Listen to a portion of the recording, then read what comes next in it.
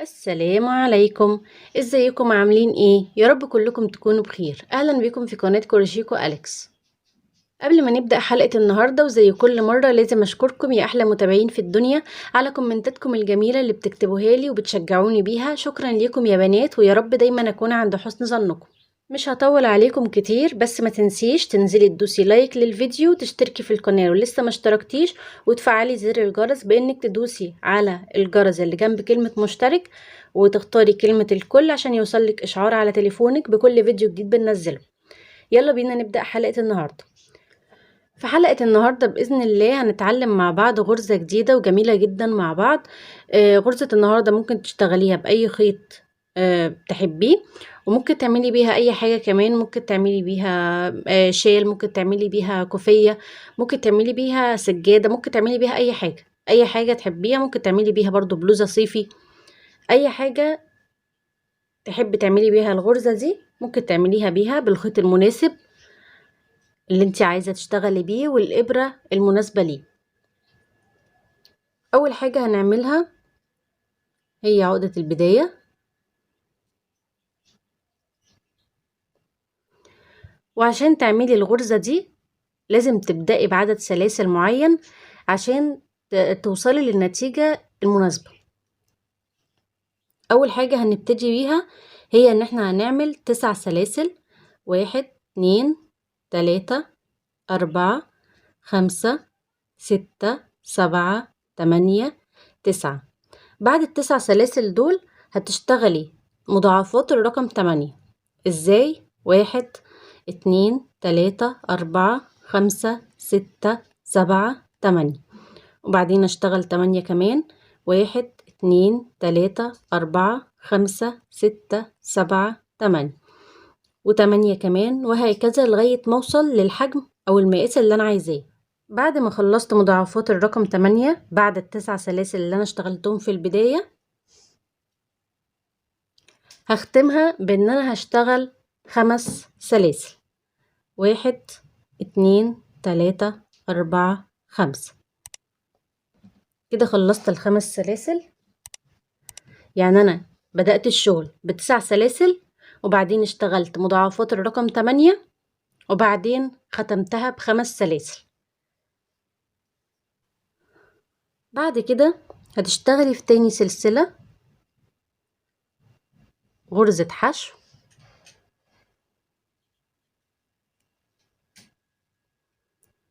وتعملي 3 سلاسل. 1 2 3، وتسيبي سلسلة والتانية والتالتة، وتدخلي في الرابعة تعملي غرزة حشو،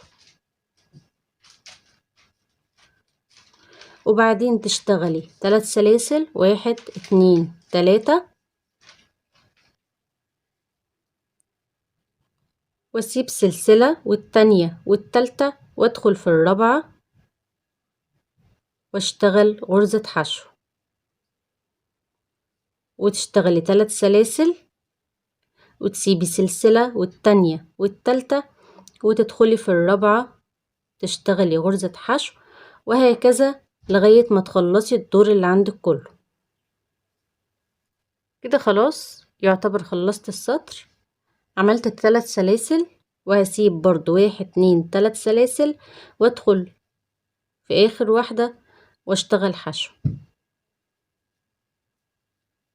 بعد كده هتلف الشغل، مش هترتفعي سلاسل ولا حاجة، هتلف الشغل بالشكل ده، وهتلاقي عندك اول غرزة هتدخلي فيها وتعملي غرزة حشو، وبعدها تعملي سلسلة، وهيبقى ده اول عمود بلفة معانا.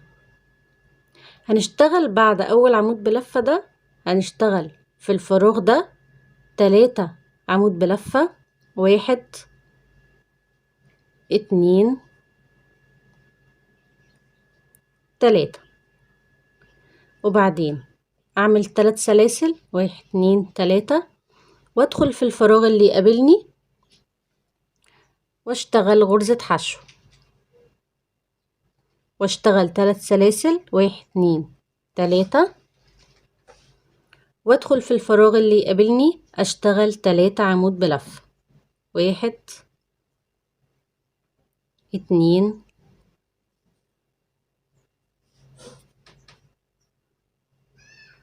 3. بعدها هشتغل 3 سلسلة وادخل في الفراغ اللي يقابلني واشتغل غرزة حشو واشتغل 3 سلسلة 1 2 3 وادخل في الفراغ اللي يقابلني اشتغل 3 عمود بلف 1 2 3 واشتغل 3 سلسلة والفراغ اللي يقابلني هشتغل غرزة حشو وبعدها 3 سلسلة والفراغ اللي يقابلني اشتغل 3 عمود بلف 1 2 3 بعدها 3 سلسلة والفراغ اشتغل فيه غرزة حشو و3 سلسلة والفراغ اللي جاي 3 عمود بلفة 1 2 3 وهشتغل فوق غرزة الحشو الأخرانية عمود بلفة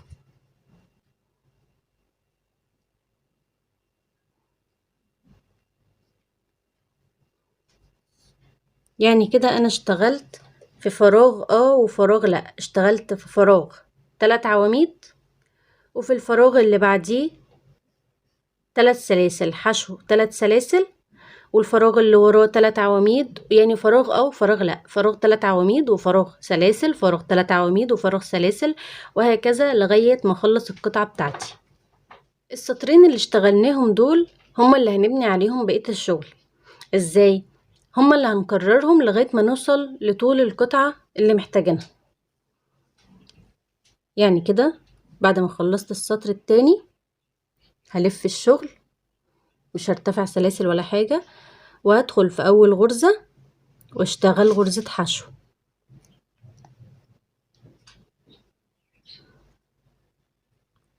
بعد ما اشتغلت غرزة حشو هشتغل 3 سلاسل وادخل في الفراغ اللي يقابلني اشتغل غرزة حشو واشتغل 3 سلاسل وفي الفراغ التاني اللي يقابلني اشتغل غرزة حشو و3 سلاسل والفراغ اللي يقابلني اشتغل غرزة حشو و3 سلاسل وهكذا 3 سلاسل وغرزة حشو و3 سلاسل زي ما عملت في السطر الاولاني بالظبط 1 2 3 وادخل في الفراغ اللي يقابلني اشتغل غرزة حشو وهكذا لغاية ما اخلص السطر اللي معايا. كده خلصت يعتبر السطر التالت عملت ال3 سلاسل هدخل في اول غرزة عمود بلفة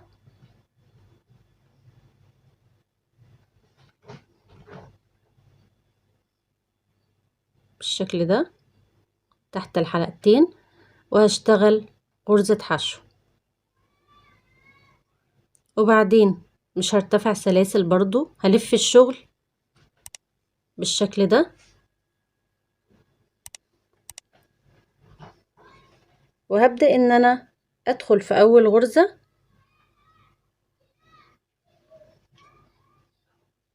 واشتغل غرزة حشو وسلسلة وادخل تحت السلاسل تحت ال3 سلاسل اشتغل 3 عمود بلفة 1 2 3 وبعدهم 3 سلاسل زي ما اشتغلت في السطر التاني بالظبط وادخل تحت الفراغ واشتغل غرزة حشو و3 سلاسل وتحت ال3 سلاسل هشتغل 3 عمود بلفة 2 3 وبعدين 3 سلاسل حشو، 3 سلاسل، 3 سلاسل وحشو و3 سلاسل و3 عمود بلفة، 1 2 3 و3 سلاسل حشو، 3 سلاسل حشو، 3 سلاسل وبعدين 3 عمود بلفة، وهكذا لغاية ما اخلص السطر بتاعي بنفس الطريقة، ولغاية ما اوصل للطول اللي انا محتاجاه.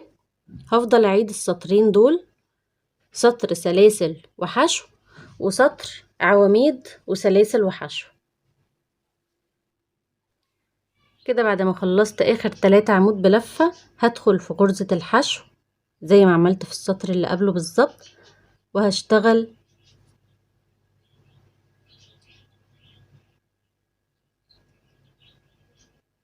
عمود بلفة،